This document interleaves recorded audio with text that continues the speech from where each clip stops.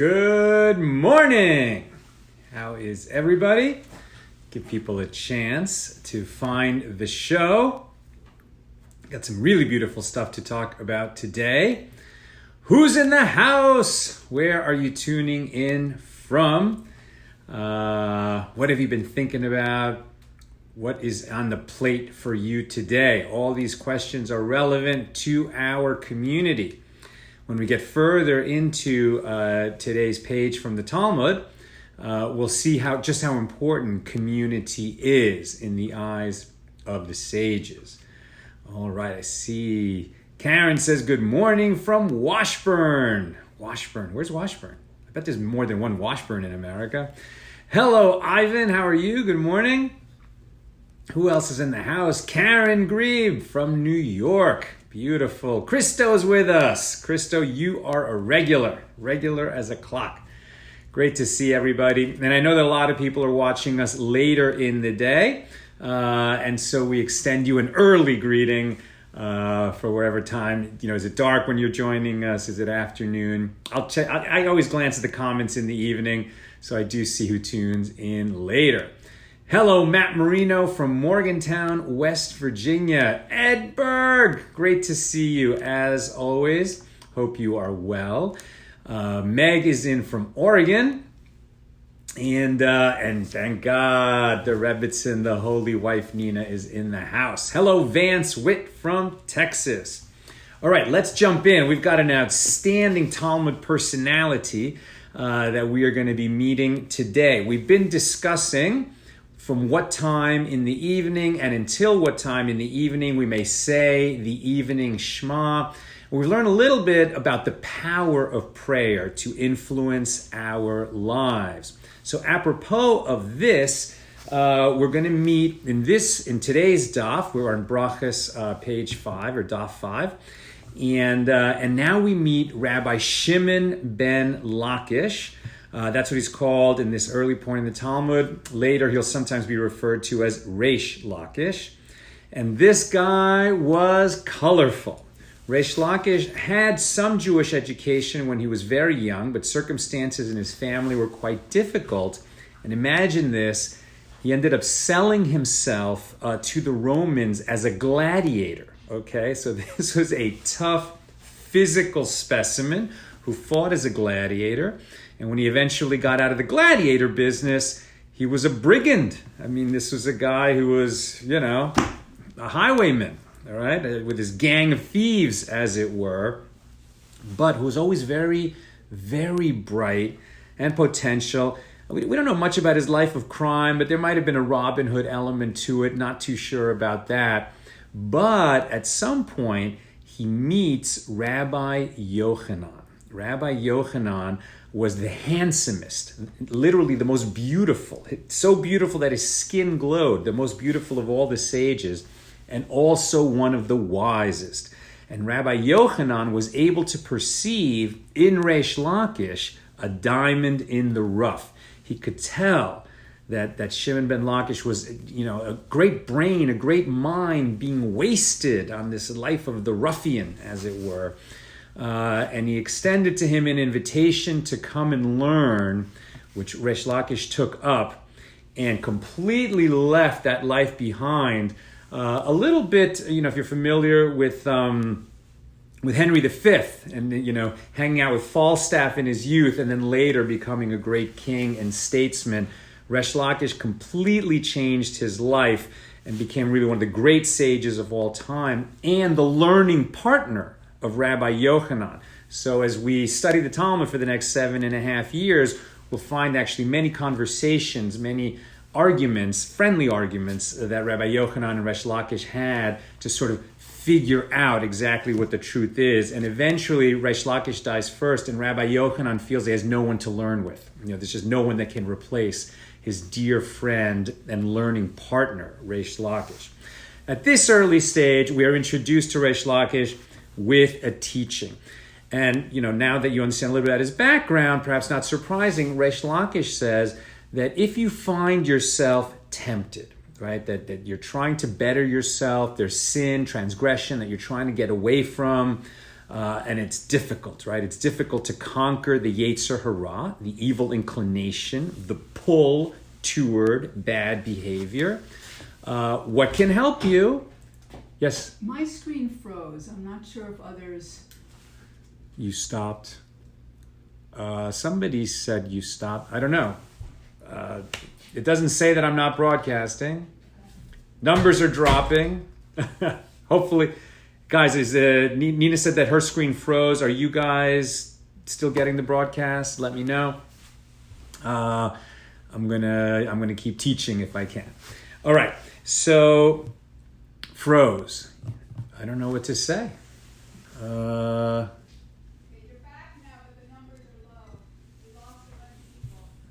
Okay, Christo says you stopped for a moment, but you're back now. I don't know what else to tell you, honey. Okay, so let's keep going. We haven't missed anything. Okay, so Resh Lakish is teaching. If you're trying to overcome your evil inclination, what are some tools that can help you?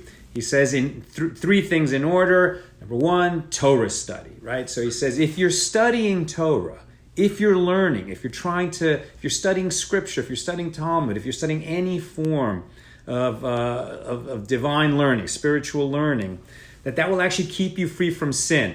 It will keep you busy, first of all, but more, it teaches you what's important, right? The more you study Torah, the more you understand what's important and the less inclined you are to transgress. If Torah study is not enough, say Shema, right? You're confronted with a severe temptation right in front of you. You can actually say Shema, and that will remind you that you are a creature of God, that He created you for a purpose. Whenever we say Shema, it's actually called Kriyas Shema.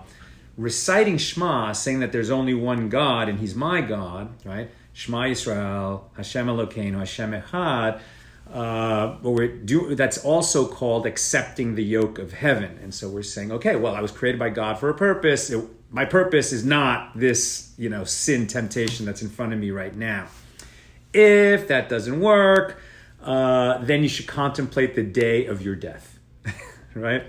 Meaning, and it's a great teaching, I think every faith tradition has a teaching like this, that if you're confronting a severe temptation, or anything that you're considering, is it a good idea for me to do? You might ask, well, when I'm lying on my deathbed, is this something that I'm going to reflect back on and say, yeah, I made a good decision or I made a bad decision?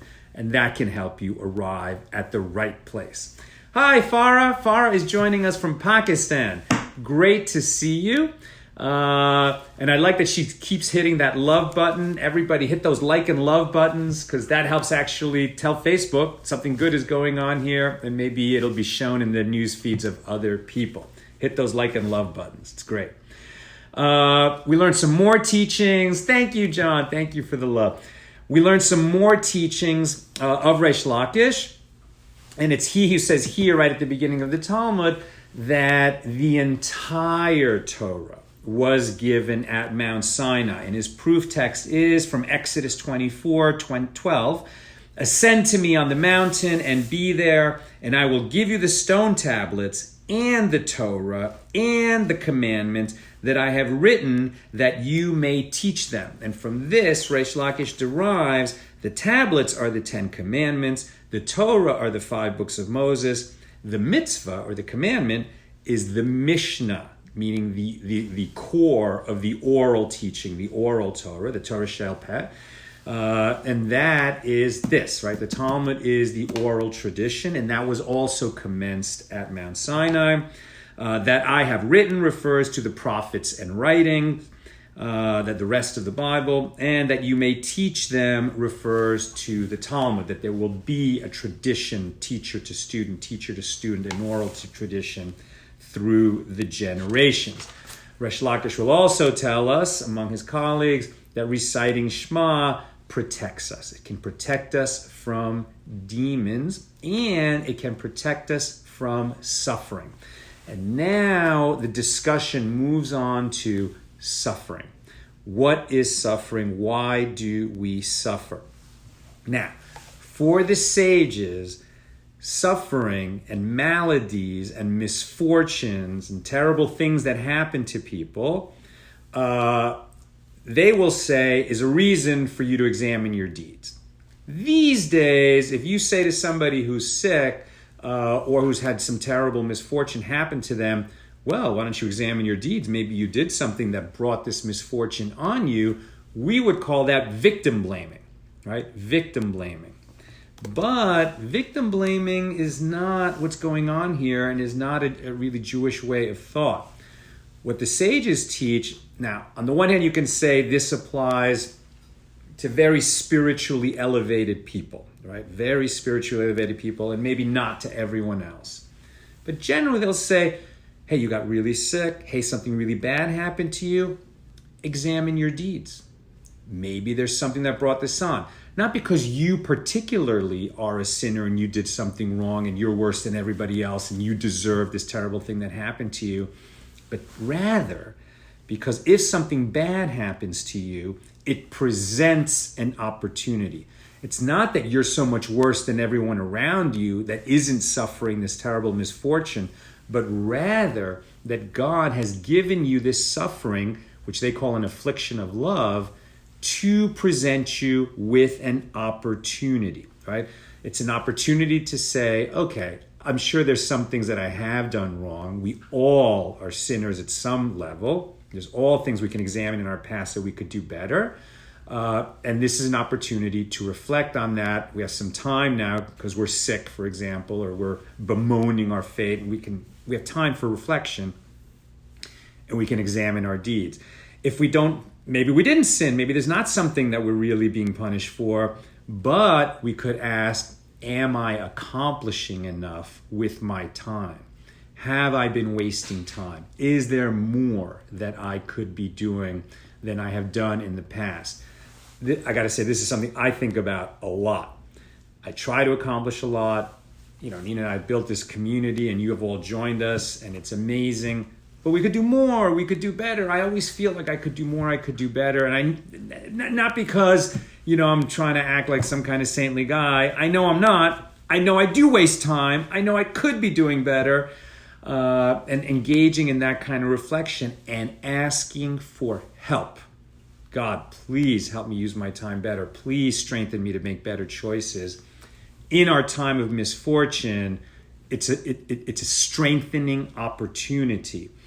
And even if, I haven't been doing any kinds of sins and I have been using all my time wisely and I'm still suffering, okay, so then I'm being presented with an opportunity where if I'm having all this misfortune and suffering, but anyway, I manage to do good things despite the suffering, and now I'm thinking of Yitzi Hurwitz. We've talked about him on the show in the past, though not lately.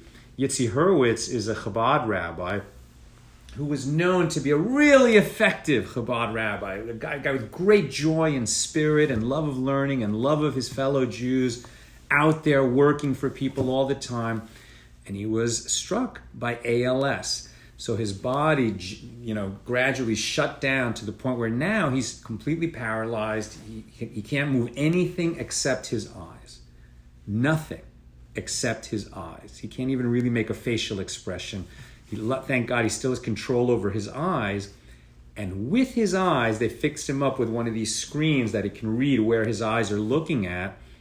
He can get on the internet, he can move around, he can research, and he writes a Torah, a drash, an explanation of the week's Torah portion that he shares with the world. And a lot of people follow him every week. He's amazing. The spirit of this man is incredible. His wife is incredible. Rebbetzin Hurwitz, she's amazing. And they've actually managed to turn this unbelievably difficult challenge. I mean, who among us could rise up to that and not just bemoan our fate? But he's turned it into an opportunity where even despite that kind of a challenge, he can still learn and teach Torah. And if he can do it, we can do it. That's an affliction of love, according to the Talmud, where we create an opportunity out of it.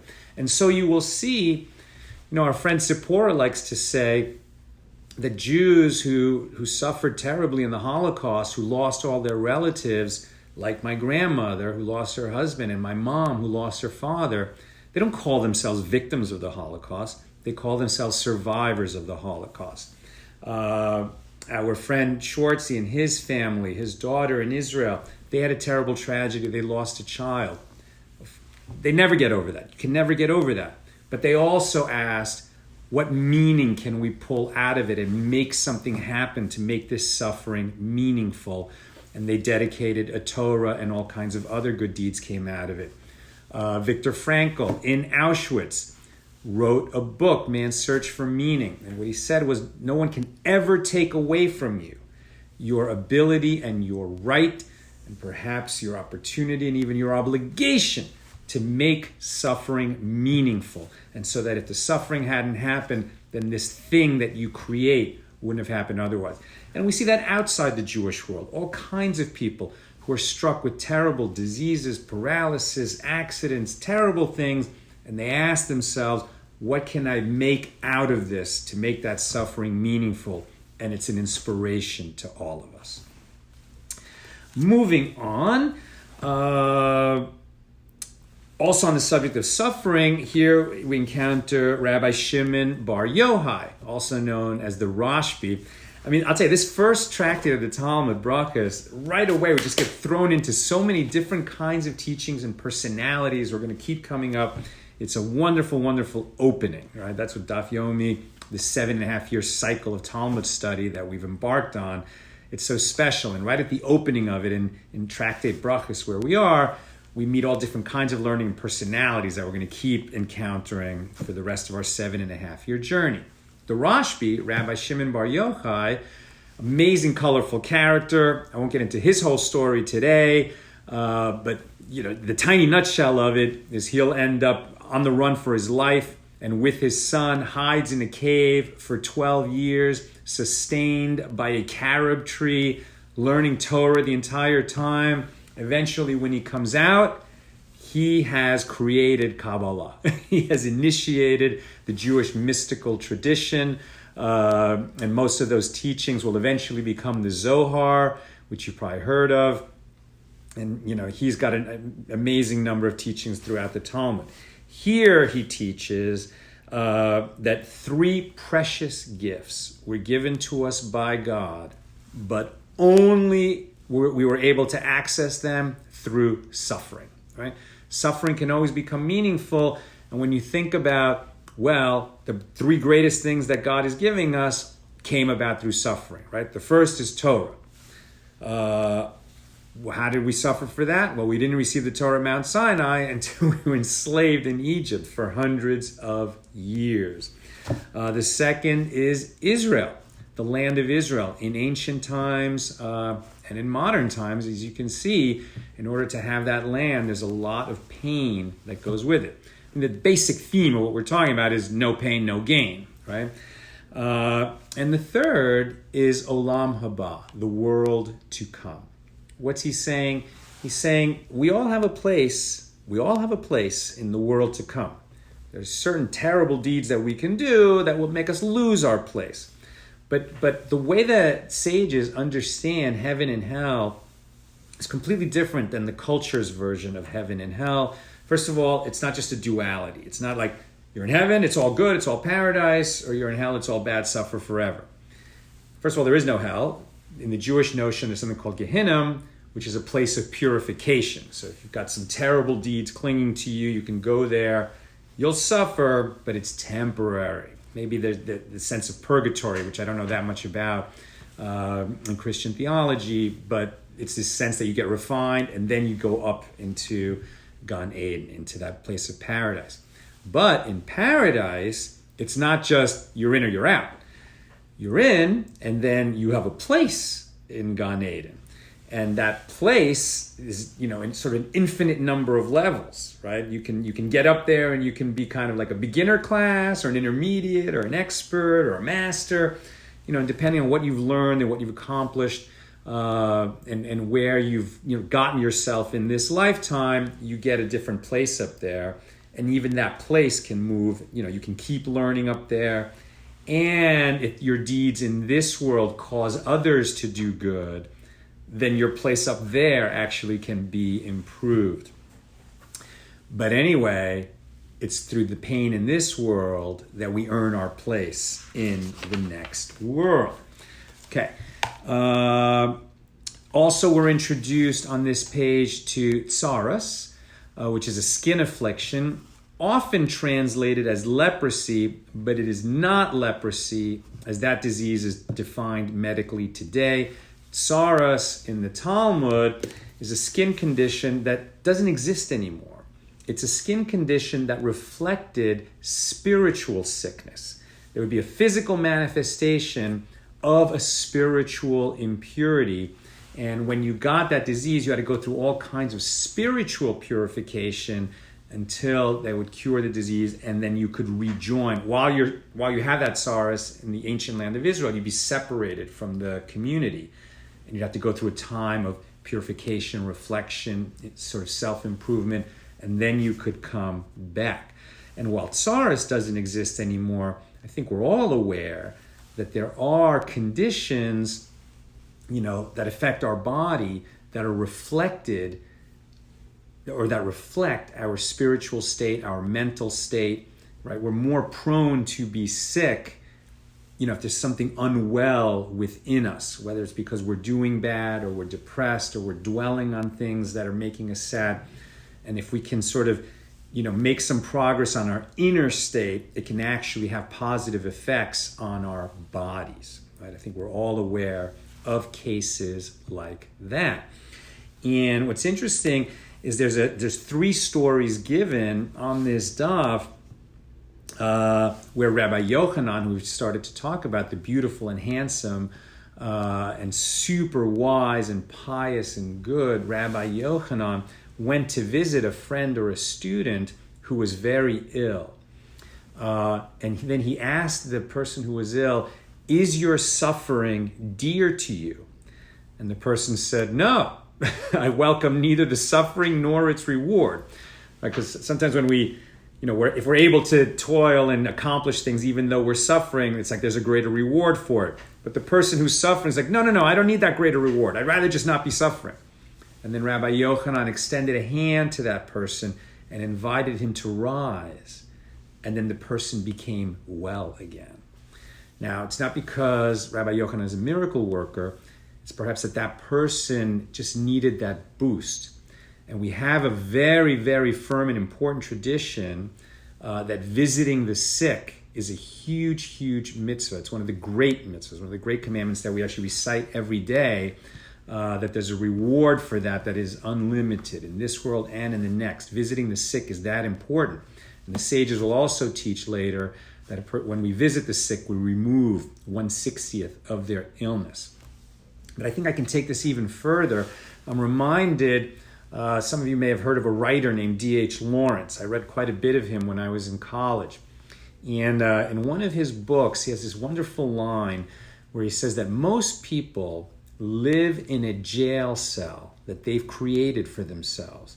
And the key to the cell is hanging on a chain around their neck where it dangles inert. In other words, we can, so much of our misery is of our own choosing. We can choose to be glad. We can choose to be grateful. We can choose to get on with it. We can, obviously I'm not talking about clinical depression or diseases, things that we can't just overcome. But there are many things that we can overcome. And it's not like, I'm going to choose to be happy and get over my depression, it's over. No, it's a choice you have to make 1,000 times a day. But spiritual happiness is a discipline that we can work on like a muscle, right? And if you start to work on it, it's very hard and it seems you can't overcome it. But the more you make that choice to find something to be grateful about, over time, the easier it becomes to find that thing to be grateful about. And then other maladies that are afflicting us will tend to drop in importance. So, and we can help others do the same thing, right? We can't tell them to get over their stuff, but we can extend a hand in compassion and be there for them. And then the last thing that I'll mention from this page is a teaching because we've been talking about prayer. So now we've done all these digressions, and now we get back to prayer so that we can continue. And here, the sages say, it's another teaching of Abba Binyamin. He says that if two people are in a synagogue alone, right? They didn't have a minyan, there's only two there praying. And they start at the correct time, and then one finishes a little early. And so he gets up and leaves. And so the sages teach that the one who got up and left, whatever he prayed for will be thrown back in his face. His prayer won't be answered. Why? Because he abandoned that person who's still praying. Now, this doesn't apply if the one who's still praying came in late himself, and that's why he's still going, or if he's prolonging his prayer unnecessarily.